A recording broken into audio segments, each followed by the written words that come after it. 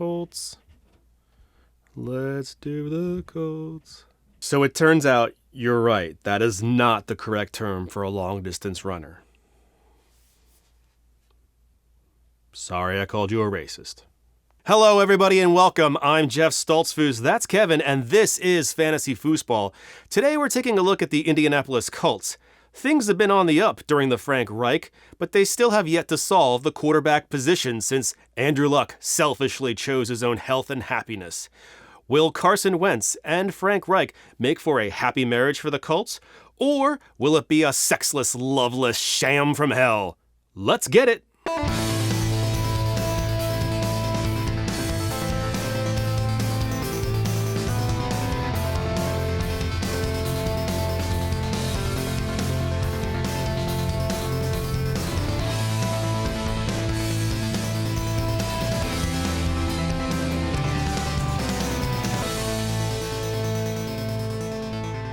Today is not sponsored by...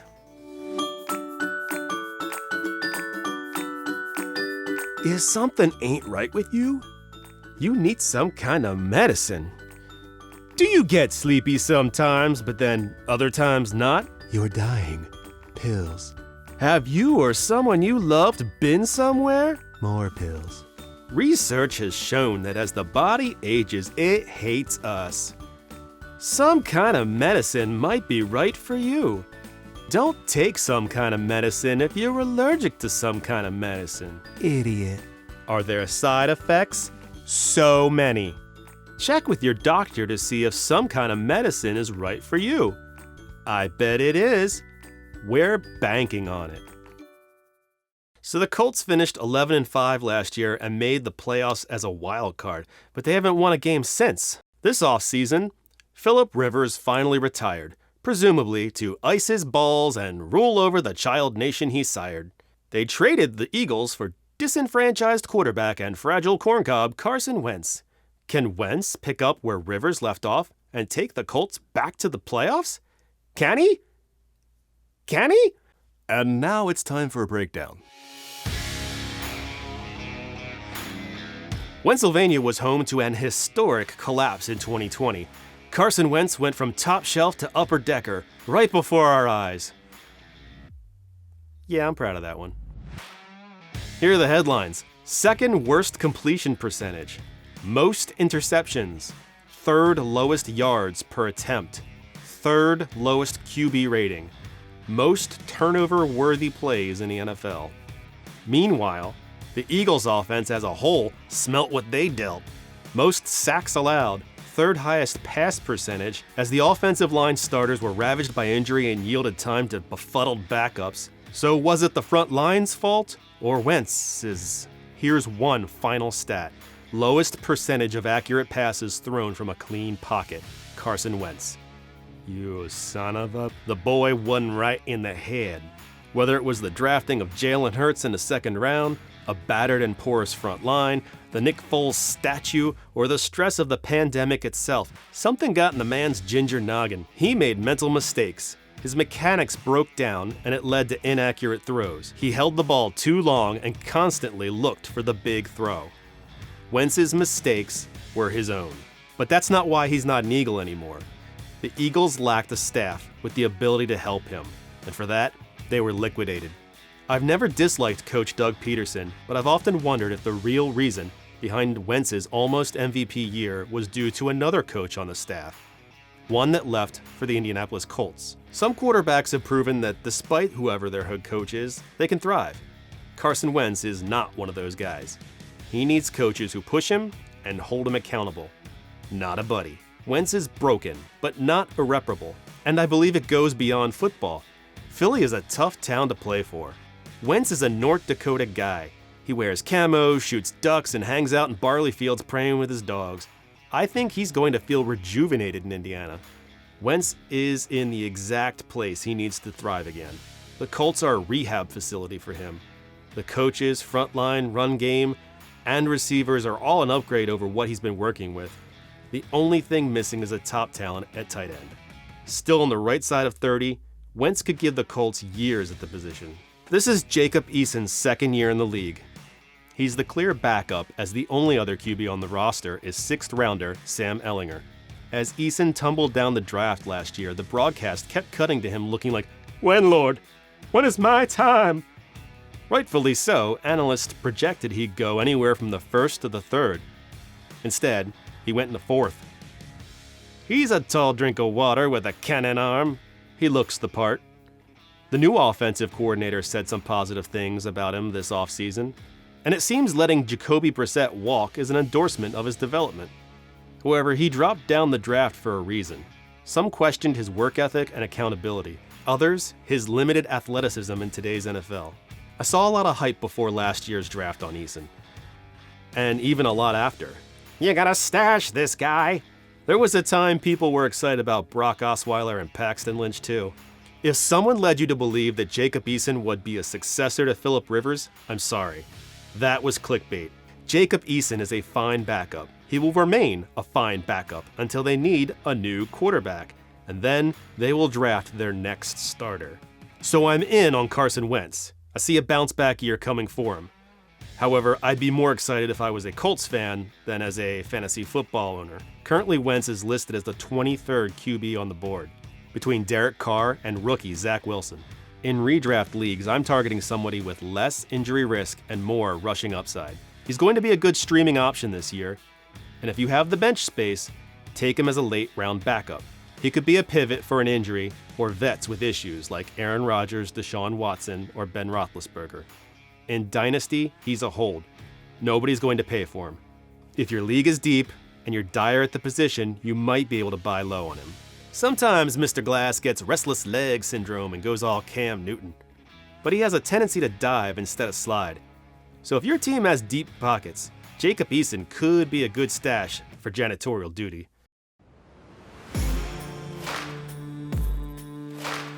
Oh, Jonathan Taylor. Jonathan Taylor was drafted in the 2nd round last year. His college tape was good. His testing was great.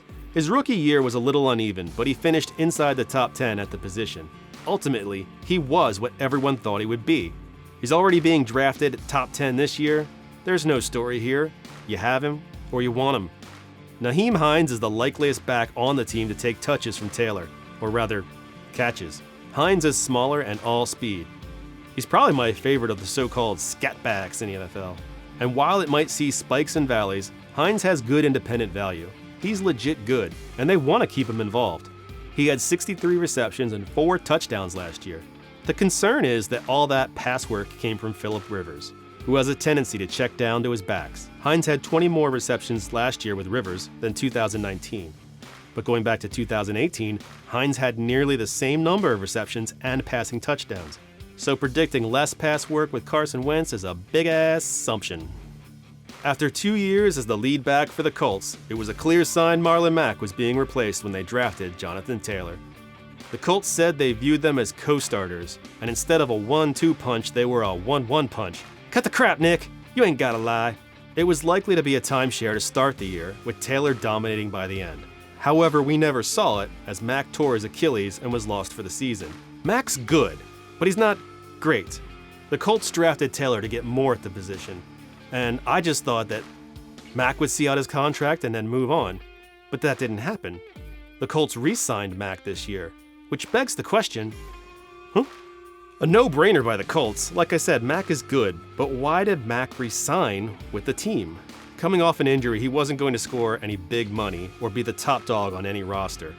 If he's going to be in a running back by committee, he might as well stay where he is. The Colts are a contender with a great offensive line. And moving sucks. You gotta find boxes and bubble wrap, you gotta pay your friends with pizza and beer to help out. It's a whole thing. Jordan Wilkins has had a few games, but he isn't worth rostering. He's not much more than a grinder, and he's the oldest back on the roster. Darius Anderson was an undrafted free agent last year who signed with the Cowboys. He doesn't do anything amazing, but he's got some good wiggle. Slippery is a good word to describe him. He's likely bound for the practice squad, though. Deion Jackson is 5'11", 218, and runs a 4.47. He's an undrafted free agent from this year. His metrics are good, but his tape is meh. So this is a pretty strong room. Taylor is one of the best early down backs. Hines is one of the best passing backs. And Mack might be involved only part-time, but he's a top stash. If either Taylor or Hines go down, Mack's involvement would spike. They all need to be rostered.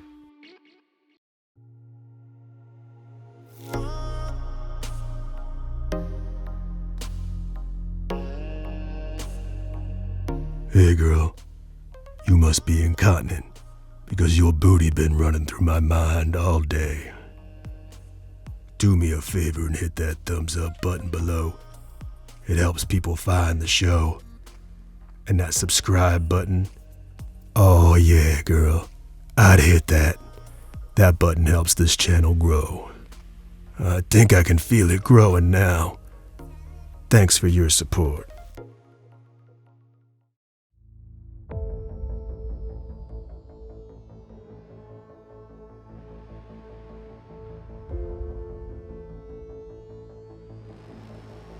Oh, bloody hell. Well, that sucks. I mean, come on, man.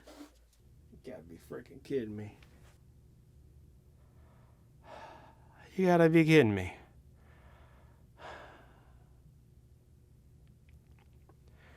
T.Y. Hilton is 31 years old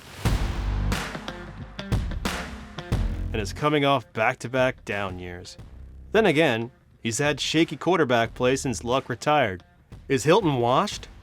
And even if he's not, does it matter? Hilton had an opportunity to leave this offseason. He was courted by the Ravens. Ultimately, he chose to stay with the Colts for less money on a one-year deal. 1 year because he might retire after. First things first, Hilton isn't washed. He's definitely not what he once was. He entered the league as a speedster. He's still got enough speed to separate on routes, but these days, young DBs can catch up to him before he reaches the end zone. As receivers age, they need to develop other skills, like shoving coverage off them without getting flagged. Hilton's got that. Despite his small frame, he's got some violence in his hands. Happy birthday to the ground, DBs. Hilton could form a good rapport with Wentz. He doesn't need to be the deep threat. Wentz likes plenty underneath too, just ask Zach Ertz. Hilton has the makings of a stable PPR earner this year. The biggest and likeliest threat to Hilton's resurgence is Hilton's body. Dude has sprained, strained, and tore most of his football parts. No concussions though, so that's refreshing. Hilton's current ADP is in the 160s, but that's likely to climb before draft weekend. Hilton in the 10th sounds right to me. I doubt you'll get a whole season from him, but his price and his ability make for a compelling case. Now don't get it twisted. I like Hilton for late round value, but if I love any receiver here, it's Michael Pittman Jr. Didn't Juju teach us it's okay to accept USC receivers into our hearts? Especially when they're 6'4" with giant freaking catch radiuses. Pittman was an early second-round pick last year. I had him rated in my first tier of rookies. Welcome to the hype train. I saved you a seat. I think Wentz is gonna love this guy, especially in the red zone. And Pittman will do more with the ball thrown with some oomph than with the ducks that Rivers was serving him last year. His current ADP is in the 6th. Most in that range don't have the upside that Pittman does. I'm in. Push the chips to the middle. Now back to bargain shopping. Parris Campbell looked great coming out of college. I was a fan. Good tape, good metrics, early draft pick. But man, oh day, he can't get on the field. Send mail courtesy of the injury report because that's where he lives. He'd be a breakout candidate too if his cleats ever touched sod. I know the talent's there, but it's hard to get excited about him. To draft him, you need to do shots until you think it's 2018 again. You want Zach Pascal? He's free. He's the Craigslist receiver. People just leave him by the side of the road. I took one nap and Zach Pascal became a thing. Don't believe me? Over 600 yards and 5 touchdowns. Not last year. The last 2 years. Back-to-back years. The most contiguous of years. I can't say he'll be a thing again this year. This might be entirely based on Parris Campbell. If Campbell stays healthy, Pascal might just fade away like that scene in Back to the Future. George! Little Back to the Future reference there for the kids. I will say that Pascal is actually a good wide receiver. An undrafted free agent in 2017, but he can play in the NFL. I'd love to shut up about wide receivers right now, especially when I'm missing my shirt. But there's one problem. There's still guys here I like. Dezmon Patmon. 6'4", runs a 4.48. He was taken in the 6th last year. Michael Strachan? I'm not even sure if I'm saying that right. 6'5", he was a 7th rounder this year. His tape is good, and the rumor is the coaching staff is taking note. And there are also a ton of undrafted free agents on this team that aren't bad. This is a pretty good receiving room. Based on their ADPs, I'd draft Hilton, Pittman, and Campbell in redraft. And based on the fragility shown in this receiving room, I'd add Pascal, Patmon, and Strachan to your watch list. Well, I mean, it's just Jack Doyle, Mo Alie-Cox here. We're done, right? I can go home? I don't like either one of these guys. But if I'm forced to take one, it's Jack Doyle. Alie-Cox is better athletically, but Doyle is more sure-handed. Granson was taken in the 4th round this year. He's a good pass catcher, pretty athletic, but a little undersized for the position at 6'1". He's a former wide receiver turned tight end. He's only actually been a tight end for about 2 years, so he could have a long way to go. There's no way he's making it on the field as a rookie if he can't block. He reads more like a project to me. I could easily see them drafting a tight end next year, making Granson irrelevant for fantasy. No, thank you.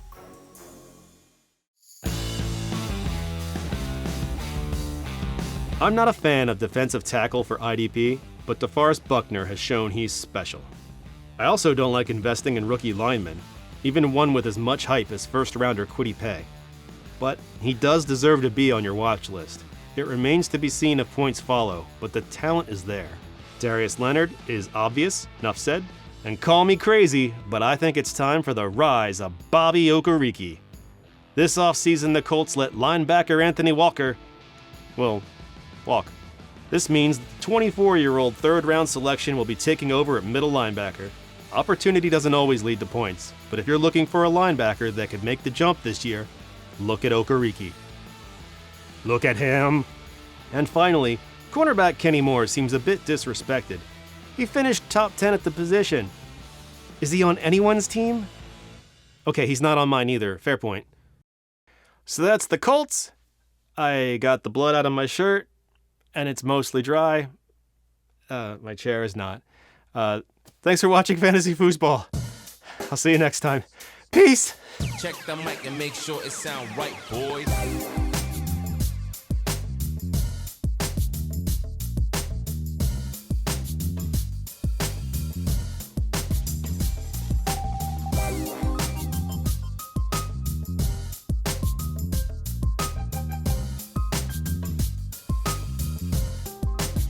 It sound right, boy. Great. Now I gotta Google search how to filter out my nips.